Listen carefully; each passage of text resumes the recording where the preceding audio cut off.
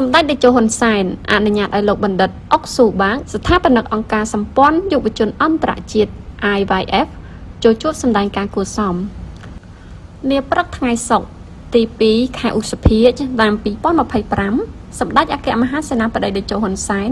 ប្រធានប្រសិទ្ធិនៃព្រះរាជាណាចក្រកម្ពុជា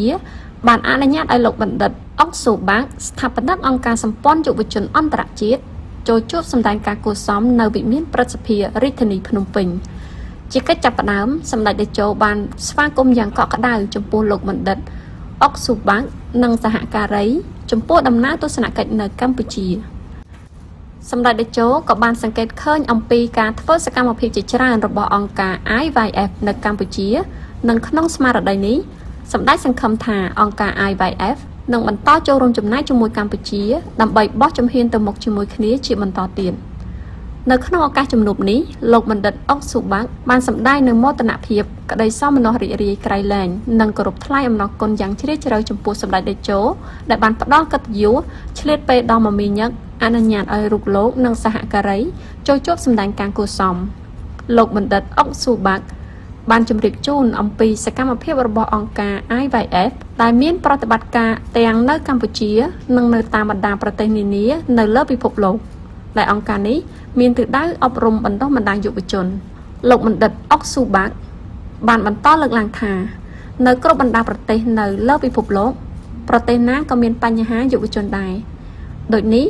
ការអប់រំបណ្ដុះបណ្ដាលយុវជនមានសារៈសំខាន់ណាស់ដើម្បីឲ្យក្លាយជាធនធានមនុស្សដ៏ល្អនៅក្នុងប្រទេសនីមួយៗនៅក្នុងន័យនេះលោកបណ្ឌិតអុកស៊ូបាងបានលើកឡើងដោយការបដិញ្ញាចិត្តថាអង្គការ IYF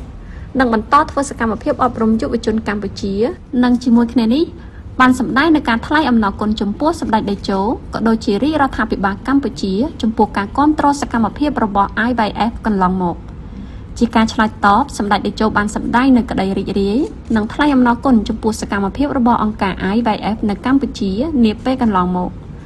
សម្ដេចបានចង្អុលបង្ហាញថាបញ្ហាពាក់ព័ន្ធនឹងយុវជនគឺជាបញ្ហាធំដោយហេតុថាដើម្បីមានធនធានមនុស្សល្អគឺការយកចិត្តទុកដាក់ត្រូវចាប់ផ្ដើមពីកុមារនិងយុវជនចំពោះកម្ពុជាសម្ដេចតេជោបានគូបញ្ជាក់ថាការយកចិត្តទុកដាក់គឺចាប់ផ្ដើមតាំងពីដំបូងពលគឺចាប់ពីពេលដែលស្ត្រីមានផ្ទៃពោះដោយរាជរដ្ឋាភិបាលបានដាក់ចេញនៅកញ្ចប់គោលនយោបាយឧបត្ថម្ភនានារហូតដល់ពេលកុមារអាយុ2ឆ្នាំដល់ពេលវ័យចូលរៀនការកាត់គូយកចិត្តទុកដាក់ក៏ត្រូវបានផ្ដោតទៅលើការរៀបចំមត្តេយ្យសាលាដែលមានលក្ខណៈសមរម្យនិងការថែទាំដល់ក្មេងៗដូចជានៅតាមបណ្ដារោងចក្រដើម្បីអនុញ្ញាតឲ្យឪពុកម្ដាយមានពេលបំពេញការងារសម្ដេចតេជោក៏បានបន្ថែមថាជាមួយនឹងកំណើនប្រជាជនកម្ពុជាទោះបីជាអត្រាកំណើនមានការថមថយចុះរាជរដ្ឋាភិបាលបានផ្ដោតការយកចិត្តទុកដាក់ទៅលើវិស័យអប់រំតាមរយៈការបន្តសាងសង់សាលារៀនដែលពីមុនការសិក្សារៀនសូត្រគឺផ្អែកទៅលើទីវត្តអារាមហើយអគារសិក្សាក៏ពុំមានគ្រប់គ្រាន់នៅតាមបណ្ដាស្រុកខេត្តជាមួយនឹងកិច្ចខិតខំប្រឹងប្រែងដោះស្រាយបង្កឱកាសឲ្យកុមារយុវជននិងយុវតីទទួលបានការសិក្សាសម្ដេចក៏បានគោររំលេចថាពីមុនកូនសិស្សដើររកសាលារៀនប៉ុន្តែបច្ចុប្បន្នសាលាដើររកកូនសិស្សបន្ថែមពីលើនេះសម្ដេចបានជម្រាបអំពីគោលនយោបាយរបស់រាជរដ្ឋាភិបាលក្នុងការបណ្ដុះបណ្ដាលវិជ្ជាជីវៈយុវជន1.5 លាននាក់ដើម្បីជាធនធានរួមចំណែកជំរុញសន្ទុះនៃការអភិវឌ្ឍសេដ្ឋកិច្ចសង្គមសម្ដេចតេជោក៏បានលើកឡើងអំពីការផ្ទេរអំណាចជូនថ្នាក់ដឹកនាំរាជរដ្ឋាភិបាលជំនាន់ថ្មីដែលភាគច្រើនជាយុវជនហើយដែលកាលពីទសវត្សរ៍1980និង1990យុវជនពុំសូវមានឱកាសនោះទេ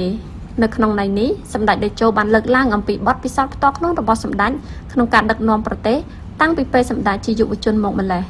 ជាចុងក្រោយសម្ដេចតេជោបានជូនពរលោកបណ្ឌិតអុកស៊ូបាងនិងសហការីទទួលបានជោគជ័យនៅក្នុងដំណើរទស្សនកិច្ចនៅកម្ពុជា